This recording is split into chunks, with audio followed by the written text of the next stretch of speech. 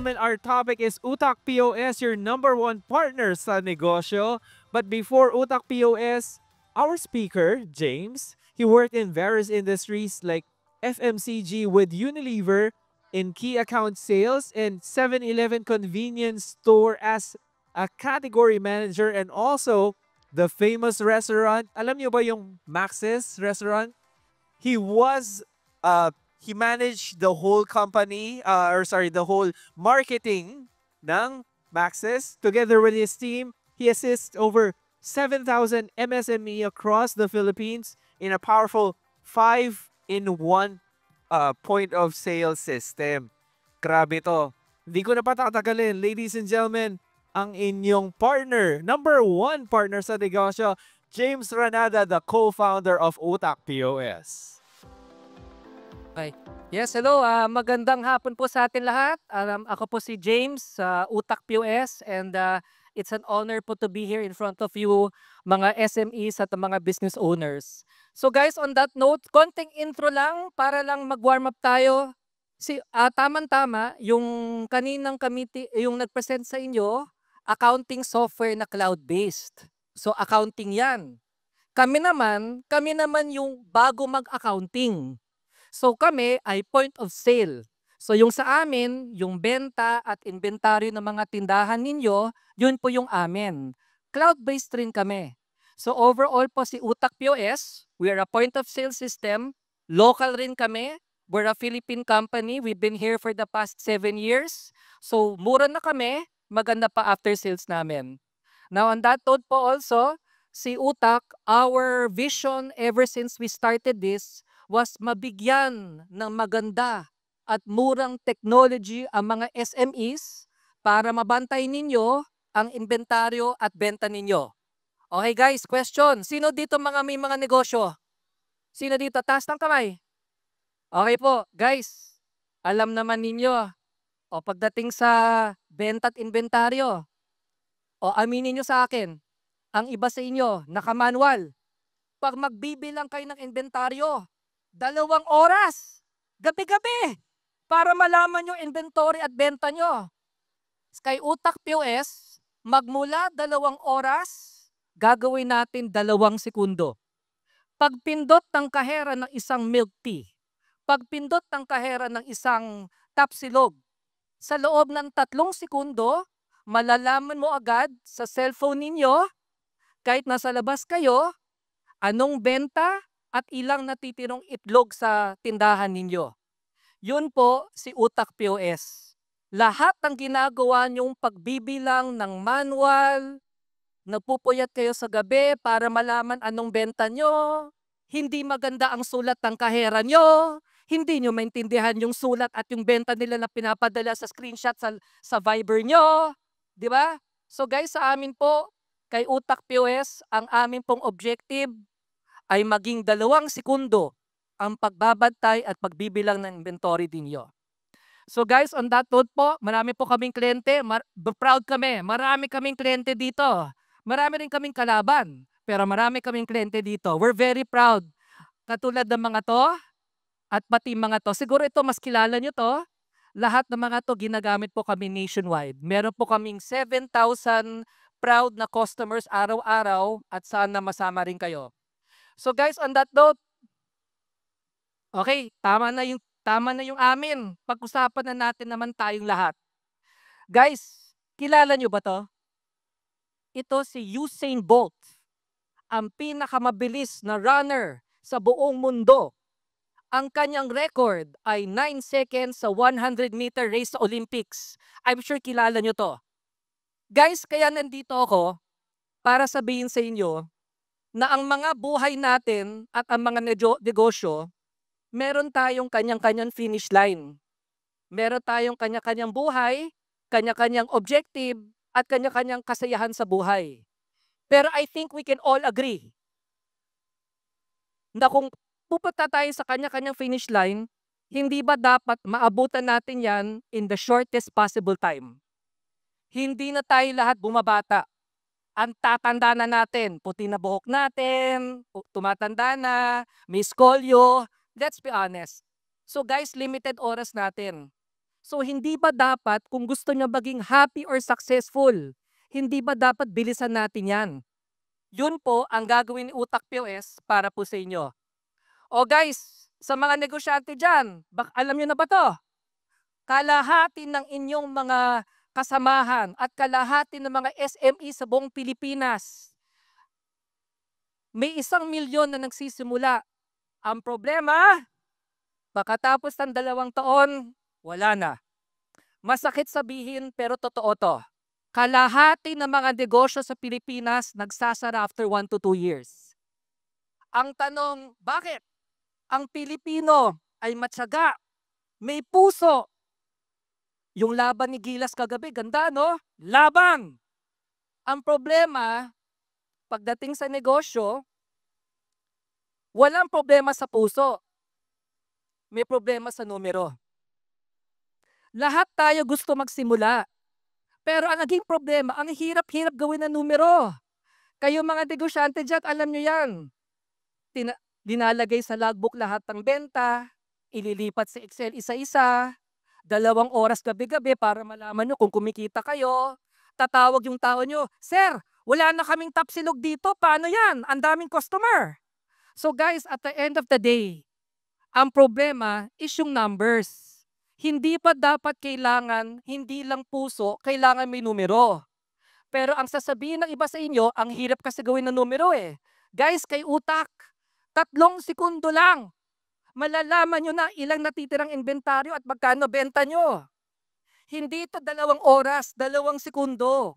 Pero kailangan nyo tanggapin at kailangan natin lahat tanggapin na kailangan natin ng technology. Kaya nga may Grab, may Food Panda, di ba? They have made life easier for us. Ang problema, at ito yung katotohanan, ang daming namin nakakausap araw-araw. At lahat sila bumabalik sa pagka-manual. Guys, wag na. Kanina nandito yung accounting na si Q&E. Kami rin. Pero guys, kami mas basic. Inventaryo at benta. Ang negosyo, it boils down to 2 things. Anong benta mo at meron ka pang inventaryo para gawin ang benta. So guys, ito yung problema. Let's be more efficient. Gamitin natin yung technology para makatulong sa mga negosyo natin. So guys, on that note, ito, alam naman nyo to eh. Work hard and work smart. Guys, sorry, medyo maliit ah. Kay Utak POS, ang benta ninyo, isang pindot lang sa computer nyo, pwede nyo nang i-download ang benta nyo bawat araw, bawat oras, bawat buwan, diretso na po sa cellphone ninyo sa loob ng 3 segundo. Yun po ang ibig ko sabihin. Lahat ng numero, isang pindot lang nasa iyo na. Kasi kapag ang data ay dumating sa inyo na mas pabilis, mas makapag-analyze kayo. Ang problema, panay puso, walang numero. Gawin natin yan. With Utak, pwede nyo makuha ang numero nyo to make your best decisions moving forward. Next. Guys. Sorry, maliit ulit. Guys, yung benta nyo, bibigyan ko pa kayo ng graph. Anong oras kayo malakas? Anong araw kayo mahina? Pag nasa harap kayo ng school, malakas ang milk tea nyo ng hapon. Pag nasa opisina kayo, malakas ang ulam nyo ng gabi. Hindi ba dapat nalalaman ninyo anong peak hours nyo? Kailan kayo mahina? Anong araw kayo malakas? Anong oras kayo malakas? Lahat ng impormasyon na kailangan natin meron. So dapat guys, make data-driven decisions. Huwag lang pabugso-bugso. Magastos pagkamali. So hindi ba dapat lahat ng data na meron kayo, kunin nyo na? So yun po kay Utak. Next. Okay. Guys, ito pa. Diba kunwari yung iba sa inyo, may mga grocery.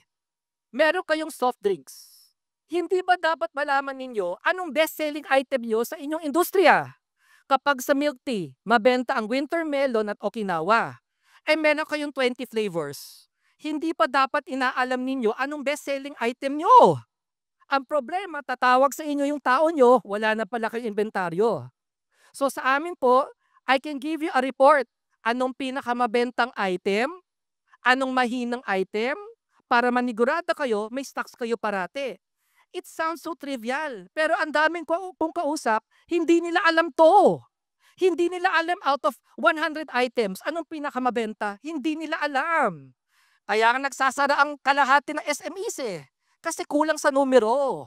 Yun ang ating issue. Next. Okay, so guys, ito. Maganda to. Okay. Di ba po ang iba sa inyo, ang pinakasakit ng ulo nyo, inventaryo. Okay, example. Marami po kaming kliyente na tapsilugan.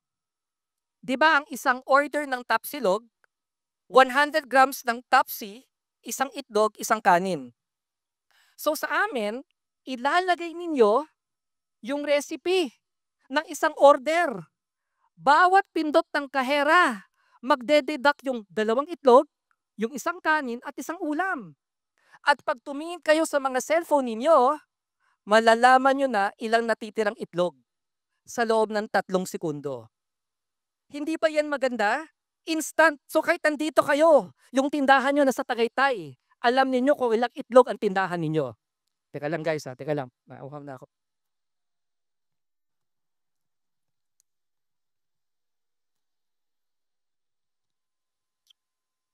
Sorry. Ano lang sa ano. So guys, ulitin ko. Napaka-importante po ng inventaryo.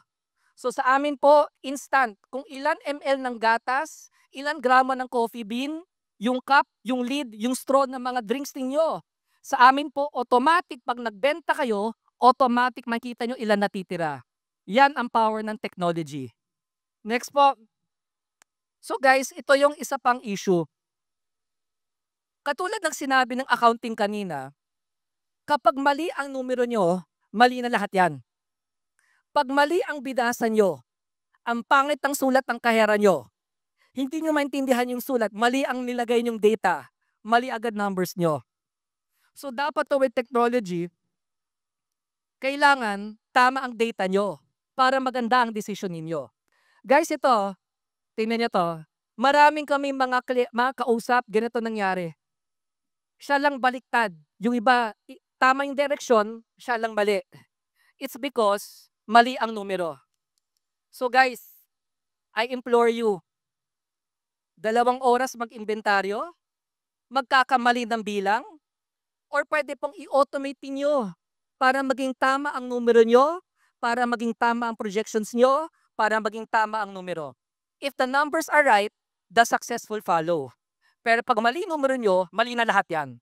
Kahit anong ganda ng accounting software nyo, if the data is wrong, then everything is wrong. Okay? Now guys, on that note naman, ito pa isa. Ang negosyo at ang buhay, yan ay marathon at pati sprint. Yung marathon, ito yung pangmatagalan na takbuhan. Ang sprint, mabilisan. Alam naman natin lahat eh, ang bawat araw ay mabilis, ang bawat taon ay marathon. Kung gusto nyo maging successful na sa negosyo, kailangan efficient kayo. Kailangan makatipid kayo ng oras araw-araw para makita nyo agad yung ginagawa ng negosyo nyo. Pero kailangan rin bawat buwan at bawat taon, hindi kayo nabubugbog. Kailangan ready kayo lumaban araw-araw at every year. So ulitin ko, ang negosyo at buhay ay parehong marathon at parehong sprint. Kailangan natin lumaban araw-araw at kailangan natin lumaban kada buwan at kailangan natin lumaban kada taon. With the use of technology, magagawa niyo po yan. Kasi pag bugbog kayo, hindi niyo kayo kayang tumagal sa negosyo. Ako po, yung Utak POS, 7 taon na eh. Hindi pa kami tapos. 7 taon na yan ha. O di sige, meron kaming 7,000 clients nationwide. Pero hindi pa tapos ang laban, tuloy pa rin kami, sige lang. I'm sure kayo rin. Ilang taon na kayo nang nenegosyo at gumalaban pa rin kayo. Kapag naka-manual kayo at wala kayong data, baka di nyo na kayang umabot yan sa finish line. Baka bugbog na kayo. Di ba? So guys, on that note, ito na lang sasabihin ko, kanya ka tayo ng finish line. Ang akin lang is with technology, kaya natin bilisan ang takbo natin, maging mas efficient tayo para maabutan natin yung kanya-kanyang finish line natin sa buhay at sa negosyo. So sa akin lang po is, yun po ang critical. if you want to succeed, you have to be more efficient. At alam natin, yung pera pwedeng bawiin, ang oras hindi. So ulitin ko. Ano gusto nyo? 2 oras mag-inventaryo or 2 segundo? O baliktarin ko. Ano gusto nyo? 2 oras kasama pamilya nyo or 2 oras nagbibilang kayo ng inventaryo? Siyempre family. So guys, with utak and with all the technologies, gawin natin pong 2 segundo ang trabaho para lahat ng araw nyo, ginagamit nyo para sa mga loved ones, kaibigan at family nyo. Yan ang pinaka-importante. Hindi na negosyo. Ang negosyo ay tutulong sa mga loved ones natin. Pero hindi mo kailangan ng buong araw para gawin yan. So on that note po, thank you po sa oras nyo. Again, let's digitize. Let's work together. And at the end of the day, 2 oras or 2 segundo ng buhay nyo, mamili kayo. Ako gusto ko 2 segundo lang magbilang. Okay? So guys, with that, thank you so much at more power po sa PhilSME. Thank you po. Alright, thank you so much, Sir James. Actually, kailangan pa namin ng 2 oras mo dito. Sir James, may mga tanong kami and may tanong din ng audience members natin, right? Sir James, interested kami. Ano yung pinakamaliit na business na kumuha na ng Utak POS? I wouldn't say maliit, pero sari-sari store.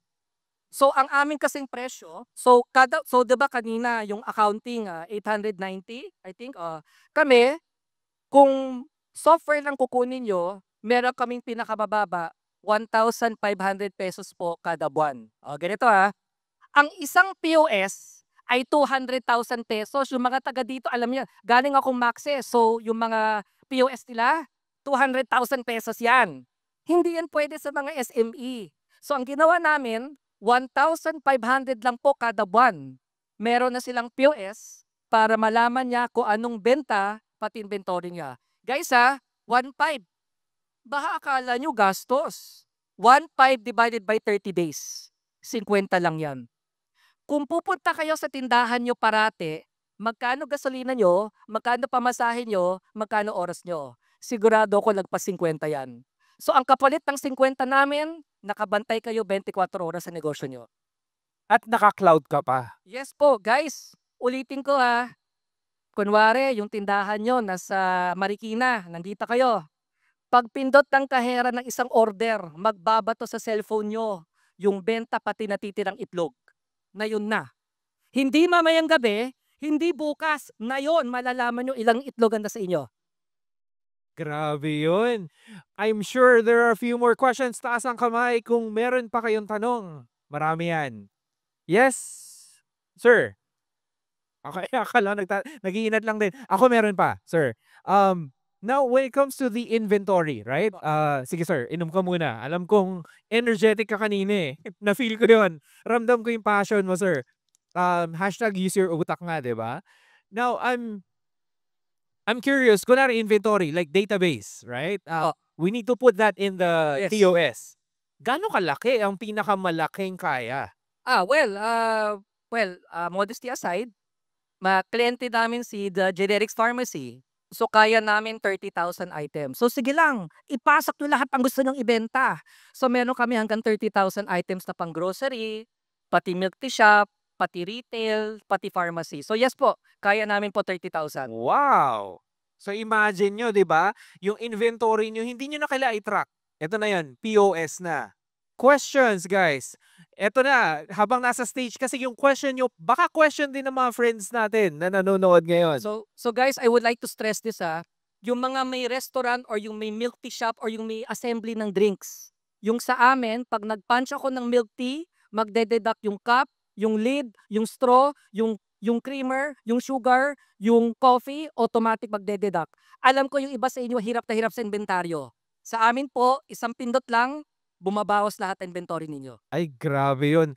Yun actually yung isa sa mga highlight para sa akin, sir. Yung inventory ng stocks, not only the ingredients or not, yung ano ba yung measurable like equipment, yung reusables or ano ba, anong tawag sa kanila nga collaterals?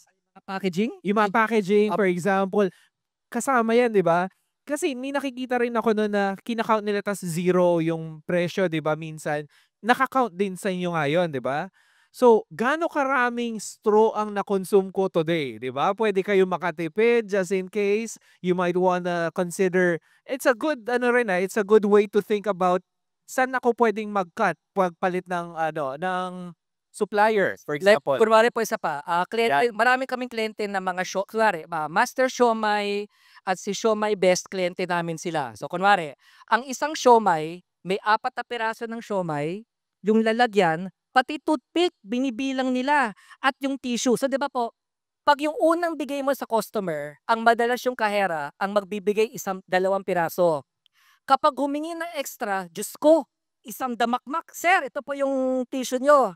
So, ang ginagawa nila, bawat order ng siomai, pati yung tissue binibilang. So, ang sinasabi nila is bawat order, 2 tissue ang kasama. So, bawat benta ng siomai, magde-deduct 2 tissue, 1 toothpick, 1 toothpick. Malalaman nyo ilan natitirang siomai, toothpick, at pati tissue. At alam ko, gastos yan sa inyo. So, yun po maganda sa amin. Lahat guys, pati kalamansi, 'di ba? Pag bawat siomai may kalamansi, yun. Bawat benta magde-deduct yung kalamansi agad sa inventaryo. So guys, napaka-powerful nito para sa inyo. Alam niyo, inventory is the hardest thing to manage. And guys, siguro if I may, no, last na lang po. I'm sorry to say this, and I don't wish it bad sa mga tao natin sa store. But unfortunately, at katotohanan to, may kupit. I mean, come on. Mas lalo itong Pasko, akala nyo maganda benta nyo. Ang problema, malakas ang benta, pero tumataas ang kupit. So that's another thing also. I don't want to put them on the spot, but the truth of the matter is, ang hirap ng panahon na yon, may nawawalang pera dyan. So guys, yung sa amin, malalaman nyo sa cellphone nyo kung magkano nabenta sa store. Hindi nila pwedeng galawin kasi alam na nyo yung benta eh. 'Di ba madalas ang nangyayari, rine-report ang benta sa inyo end of the day. Marami kong pwede gawin sa gitna ng araw eh. Ito hindi. Pag nagbenta ako ng 1:00 ng hapon ng siomai, automatic magbabato sa cellphone nyo ang benta. Eh di alam nyo na yung benta, wala na sila magagawa. So importante rin po yan sa inyo. And for me also, kayo mga business owners, hindi ba dapat responsibilidad natin lagyan ng system ang tindahan para hindi magka-temptation? 'Di ba? We also owe it to them bilang employees na lagyan natin ng system. Pinapagalitan nyo pero pinapamanual ninyo. Pagdating sa gabi, binabayaran yung mga overtime nila para mag-inventaryo. Oh. So guys, yun na rin ang akin, kaya maganda rin pong magka-POS kayo para hindi na rin maging temptation yan. Ang ganda nun. Yun yung pinaka 50 pesos mo, yung OT nila, dito na lang makakatipid pa, di ba? Yes. I love it. I love it. Last chance to ask your questions. Pero either way, they can drop by your booth naman, sir, no? Po, nandyan po kami doon sa kabila, dito. M46, nandyan po kami sa gilid, nandito lang po kami. Yan. Ayan. M46, one more time, nag-enjoy kami, natuto kami. Thank you so much, Sir James. Maraming salamat po. Thank you po. Thank you po. Yan. Hashtag your